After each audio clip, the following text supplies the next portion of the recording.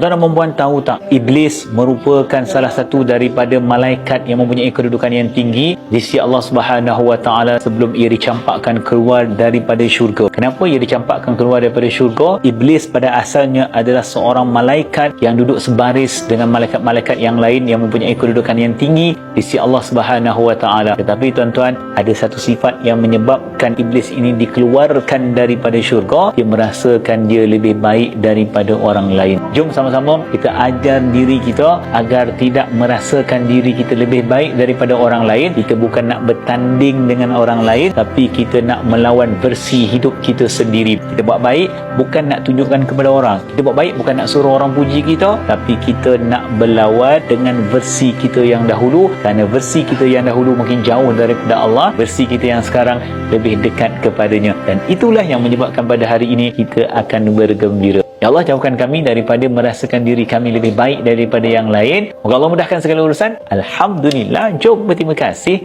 kepada Allah.